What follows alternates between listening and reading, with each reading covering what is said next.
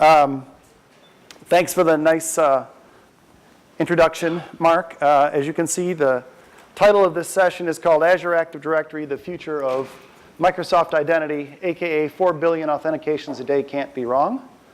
As he said, I'm Sean Deuby, Technical Director for Windows IT Pro, and other than bribing Mark with a particularly nice IPA, the reason I'm up here is just because I've spent a lot of time with Microsoft Identity. I am not a Microsoft employee, but I've been around it like most enterprise people have. I worked for TI, deployed, worked with NT in beta form, deployed Windows NT 3.5 and 3.5.1. Went to Intel, spent 10 years deploying, helping design and deploy Intel's Active Directory worldwide, and then living with it, unlike consultants, and then living with what we baked for 10 years. And I was fortunate enough to be on the team to do that design, and 2 members of the original team were, this is like the band back together, Adam Green, who still works for Intel, and John Dunlop, who works for MassMutual, are both here. So this has been a nice little addition. I've been awarded MVP Most Valuable Professional for Microsoft for a long time, and I write about enterprise identity issues for Windows IT Pro, and have for many years. What I'm going to talk about is just a few things. The relevance of the question of whether Microsoft is a relevant company today or are they completely has-been. An overview of Azure Active Directory, how you get to Azure Active Directory, and then a few observations about all of it. I think it's very important to examine this question, especially at this audience. I know many, many people have already decided Microsoft is a has-been. It has no place in the modern world, and not without justification. It has a long history of corporate arrogance. It is very slow to react to trends. And then when they respond to trends, the products that come out are often misguided and quickly sink without a trace. I have a rogues gallery of some of those products here. We have the Zune music player, which was a very highly regarded music player for the 6 or 7 people that actually bought it. Windows Vista, I think most people in the room are familiar with Windows Vista. What might not be commonly known is that right in the middle of production of the product, Vice President Jim Allchin called a halt to it for several months just so they could get their act together enough to get the product out the door. We have here the infamous Clipit, the world's most despised internet office assistant. I think nothing more needs to be said on that one. And then finally, we have the Microsoft Kin phone. How many of you knew that there was a Microsoft Kin phone? I barely knew, and I covered Microsoft. So, yeah. Last week at Microsoft's Worldwide Partner Conference, the Chief Operating Officer said, we're now going to look at our market share. We had previously looked at it in terms of PCs, so 90% penetration in the PC market, and they're resetting it to look at all devices down to only 14%. So it's perfectly reasonable to say, yeah, dinosaur, move on, trash bin of history, that sort of thing. The thing I want you to notice, though, is that none of these are enterprise infrastructure services. This is all front-end stuff. It's all very important, but that's just the front end. Microsoft is not dead yet. Microsoft operating systems dominate the enterprise data center. 75% of servers worldwide run Windows Server. And in the back end, Active Directory dominates on-premises identity. It is the de facto identity store. 90% of businesses with a directory run Active Directory. 95% of the Fortune 1000 run AD. That translates to over 750 million total Active Directory users around the world. It's a big footprint. Office, there's more than 1 billion Office users. And Office 365, Microsoft's subscription-based service, is their fastest growing product in their history, which is also what drives a lot of Microsoft's identity strategy and their single sign-on strategy, because they want to make it as easy as possible to provide single sign-on for Office 365. The Cloud and Enterprise Division, formerly known as the Server and Tools business, had a fiscal year revenue of 2013 of $20 billion. That's larger than Symantec, VMware, CA, and Adobe combined. So that's a lot of power to throw at something when they focus on it. And what they're focusing on is Azure. To date, Microsoft has invested more than $19 billion in Azure. They have 16 data centers. They're finishing up building a 17th in Iowa, throwing another $1.1 billion at that. A year ago, Steve Ballmer said that they had comfortably more than 1 million physical servers. He said less than Google, more than Amazon, a year ago. So if I had to guess, they're on their way up to 2. 17% of purchased hardware for servers in 2013 went just to Azure. And at that time, the general manager for Azure said, the general manager for Global Foundation Services, which is the division of Microsoft that handles the data centers, said that they're doing data center build-outs at a scale no one has ever seen before.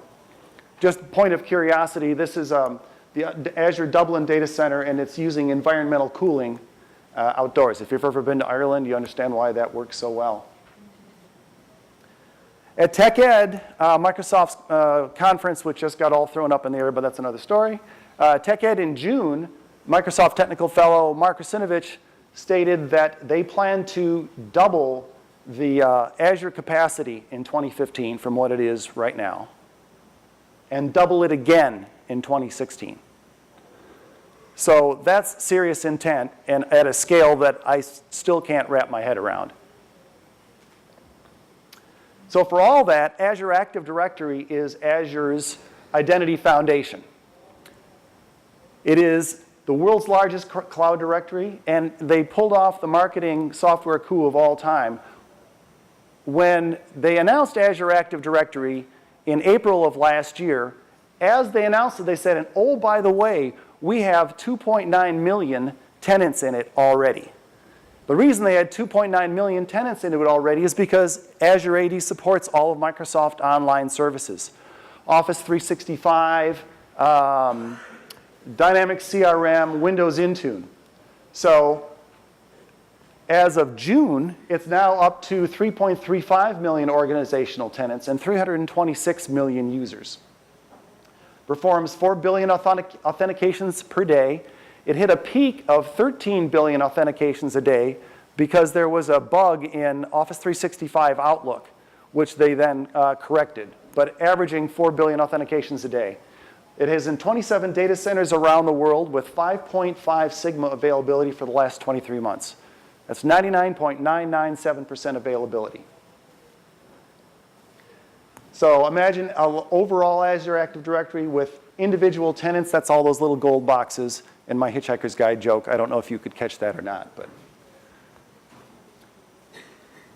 Azure AD Premium is Microsoft's relatively new identity management as a service offering.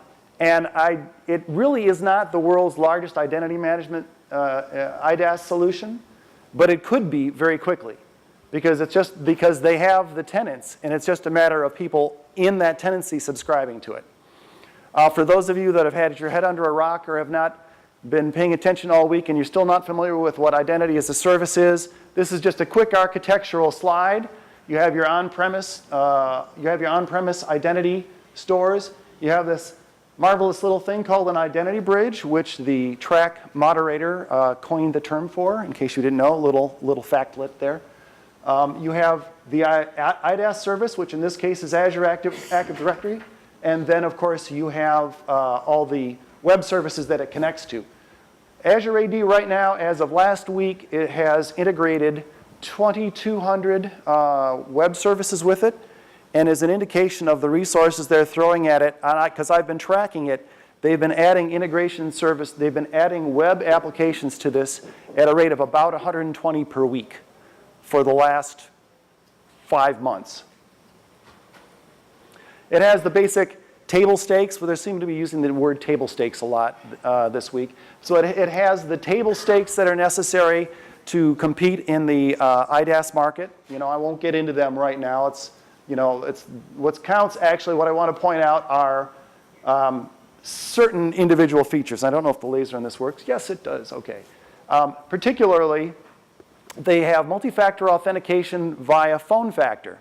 So it's integrated. It's very easy to use. You can do it via phone call. It can be an app on your phone, or it can be a text message. Nicely done. Now, this is a premium feature. You get it for free if you're an Azure Active Directory tenant of any kind and you're a global administrator of that, of your own little directory. You can turn on multi-factor authentication for free, which is a nice little security boost that they've given to the community. It has advanced security reporting, specifically anomalous activity reports. So if you log on to Azure AD from Monterey, and then and 2 hours later you log on from Eastern Europe, it will be flagged, and an alert will be generated. Right now, the alert is a little primitive. It's just kind of, I think it's an email right now, but they're throwing a lot of resources at it, and I expect it to improve rapidly. As of June, a new feature called Cloud Application Proxy was announced, which basically allows you to take your on-premises web services, integrate them into the Azure AD portal so you can access both third-party SaaS apps out on the web and your own web services from the same portal. For those of you that have a more complicated identity environment, and don't we all, Microsoft is throwing in with the deal Forefront Identity Manager, usage rights for the server, and the client access licenses, or the CALs, with it. I know that FIM is not the most popular of identity integration products, but in the classic Microsoft sense, hey, it's free, give it a try, and if that makes it a little bit easier. For people that have been considering FIM, this can be a deal maker by itself. 99.9% SLA. The price is $4 a user, and it's at the moment aimed at the enterprise agreement customers only. In other words, they're shooting for big enterprises. But I know they are working on working their way down. They're just starting with enterprise customers. And right now, there's a 90-day free trial. So that's it up in the cloud. Let's talk about getting to it, which is Microsoft's Identity Bridge strategy. This is your standard architectural diagram here, and I lifted it directly from Microsoft. This is the same thing. We have the identity stores on this side. We have the Identity Bridge here, Azure AD in the middle, your clients accessing Azure. Up here are the Microsoft apps, the Microsoft Online Services, Office 365, Windows Intune, Microsoft Dynamics CRM. And down here are the cloud-based applications, whether it's the 2,200 SaaS apps that are out there, or whether it's your own line of business apps that you have added through the Cloud Application Proxy. What I'm going to do is talk a little bit more about this part right here. So I heard Mark give a really good definition about what an identity bridge is. He says it's a converter, it's a gateway between Identity 1.0 protocols like LDAP to Identity 2.0 protocols like SAML and OAuth. So the major building blocks of an identity bridge like this are the provisioning service, which has to do with getting your accounts in and out of the web service, and the federation service. And so you can see from ADFS, everybody knows what ADFS is. I'm talking about the federation part of this, federation that handles authentication. And a good description I heard of ADFS, it is the authentication head for Windows Server AD. Windows Server AD, otherwise known as Active Directory Domain Services, is a very mature product. And it was not designed to handle web services. So what Microsoft has done since about Windows 2008 R2 is really enhanced ADFS and made some very minor modifications to Windows Server Active Directory. So as a result, you have things like Workplace Join, which is the ability to take a mobile device and perform a lightweight domain join like you would do with a Windows PC, but not quite so big, that allows the user to access internal enterprise resources. That's a new feature, and it also provides two-factor authentication built in. The web application proxy is allows an external user to access internal web resources through a reverse proxy configuration. And it also has multi-factor authentication built into it. I think we all know that ADFS is not simple and it is not lightweight. Corporate Vice President Brad Anderson once jokingly remarked to me, "Can a mere mortal install ADFS?" So they're very aware of that, and they're doing what they can to make it easier. Now, the provisioning end of this is DirSync. DirSync is the current production tool with its own set of limitations. It supports one forest by default, a fixed set of identities, and an attribute set, whether you want it or not, and you can't add to it. An interesting and controversial option, but has been popular for Microsoft, is an optional password hash sync. So what this does, what the synchronization engine does, is it takes the MD5 hash of a user's password and it re-encrypts it with SHA-256, 1,000 iterations of it, ships it up to Azure AD, decrypts it, and stuffs it in the user attributes, the user's password attribute up in Azure AD, performing a password, essentially a password sync. It also has, and this is new and this is significant, and I'll talk a little bit more about this later, it has optional attribute write-back to Windows Server AD. Significant. So instead of going just, Windows Server AD being the authoritative store and writing up to the cloud and not paying any attention to what's up there in the cloud, this is the first examples of a fully integrated hybrid directory. And as I said, it supports self-service password reset. The next generation DirSync, which is currently in beta, is called Azure AD Sync. This remedies some of the worst problems of the current production DirSync. It supports more than one forest. It also supports non-AD data sources, in particular LDAP v3 and SQL through ODBC. You can configure the sync scope so you can choose what attributes and what objects you want to actually be synchronized up with into Azure AD.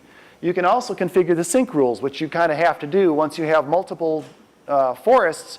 You have to decide what identities take precedence and all that sort of thing. This really is, just like the previous DirSync, it's a miniature, streamlined, one might say lobotomized version of FIM, because this is a meta directory engine. Self-service password reset actually arrived, it's hard to keep these slides up to date because they keep adding things. Last week, they added self-service password reset for Azure AD Sync. And it is also in beta 2. So if you're interested in Azure AD Sync, you can look at connect.microsoft.com and look for the beta. Now I talked about how difficult ADFS is to configure and manage. They actually have, Microsoft's ADFS configuration book is, I think it's 104 pages long, and they figured out from their usability studies it takes the average IT administrator, once they've installed ADFS, it takes them 2 weeks to get ADFS and DirSync configured. So they realized very much so that they have to make this simpler. So there is a tool that is not out yet, but they talked about it at a press briefing back in May called Azure AD Connect. And what it is an identity bridge configuration tool to Azure AD. It will install and configure ADFS and also install and configure DirSync and AAD Sync. You still have to provide the public cert for ADFS, but it's supposed to take care of the rest. I have not played with it personally yet. Well, no one has played with it except probably Laura. It is wizard driven, so you step through it.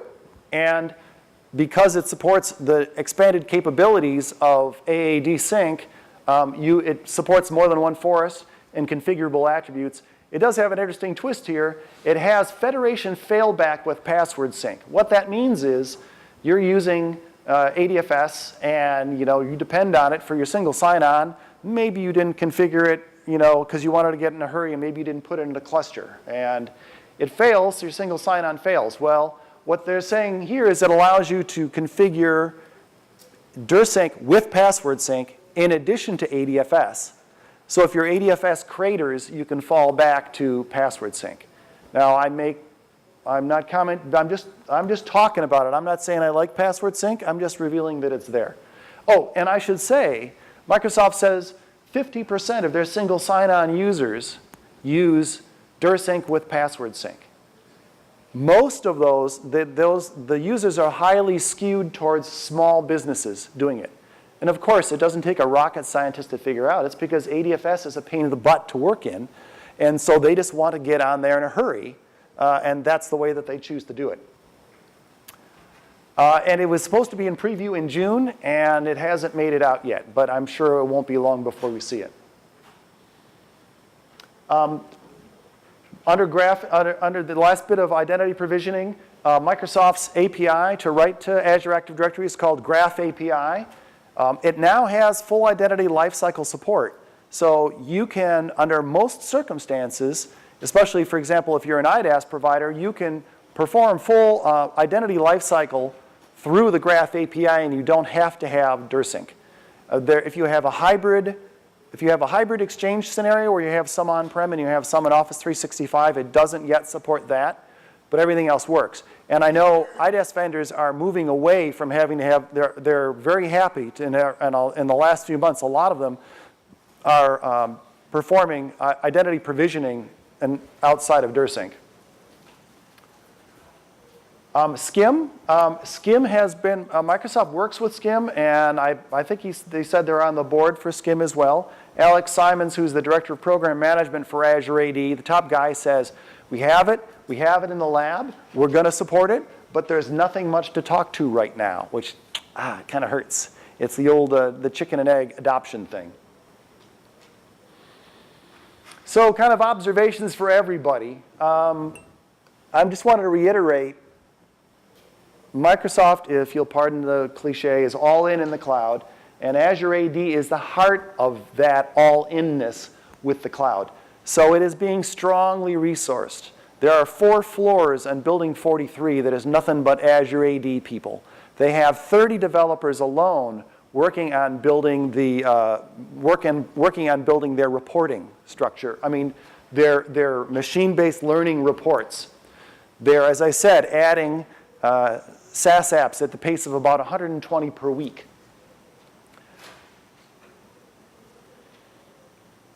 Azure AD will be a player to be reckoned with. This is not a lowest common denominator play by Microsoft where they put in the basic functionality and then they count on the ISVs to provide more. They intend to be fully functional, fully competitive in this area. Greg Kreisman, who just did the Gartner Magic Quadrant for Identity and Access Management as a Service like a month ago, said, Microsoft has the potential to significantly impact the IDaaS market. And one of the really great serendipitous events that happens at a place like CIS is I met Greg last night in the lounge and had a chance to talk to him for a couple minutes. And the way he described it very colorfully, and so this is worth noting, I'm not the only person that feels this way. If you've watched Ian Glazer's We Must Destroy Identity to recreate it, he has something in there similar. What Greg said last night is he says, imagine you have this pool out there, a nice sunny day in a pool around the hotel, and all a bunch of the IDaaS vendors are around the pool, and they're sunning themselves, their lotion, sipping their Mai Tais. And here comes this big fat guy named Microsoft Azure Active Directory that runs in and jumps and does a cannonball in the middle of the pool and creates this big wave and splashes and everything like that. That's the kind of impact that he sees Azure Active Directory having in this market. It will cause ripples. What they are remains to be seen exactly. So from a vendor's point of view, it's very important to differentiate the products from what Azure AD Premium is doing it. And me personally, I would make sure to not do it on price because Microsoft has a history of going, yeah, we want to gain market share. Let's just make it free. For end users, Azure AD Premium is still rough around the edges, but These guys, I will tell you, these guys are energized at being able to go talk to users, get feedback from users, and then they go run off, and 3 weeks later, the product looks different. So it's a rapidly evolving product. As I mentioned, it's originally targeted at large enterprises. It's familiar to the Windows enterprise, and again, their goal is to make it as easy as they can to build the identity bridge between your on-premise directory and Azure AD for purposes of using Office 365 and other SaaS apps while you're there. Hey, look, you've got this. Why not just add $4 and you get all this extra stuff? And of course, with Azure AD, you can still, it doesn't require it. If you're a small business, it has the characteristics of an IDaaS service. So you could put identities straight into Azure AD and never have an on-premise footprint at all. But it's important, as always, to look at this, to proceed from requirements. It's always about going from requirements. Don't go from solution, go from requirements. What are your requirements? How does it stack up against the other vendors that have more mature products? Don't forget to include things like customer service and responsiveness, which is not something that would be the strongest, I would say, for Microsoft. And that's it. I'm at the end of my little short period. The Azure Active Directory team blog is up here in Home, and my Enterprise Identity column is there. And all of the links, including some links to the Azure AD features, will be in the deck, so you can always go back and reference it later. Thank you.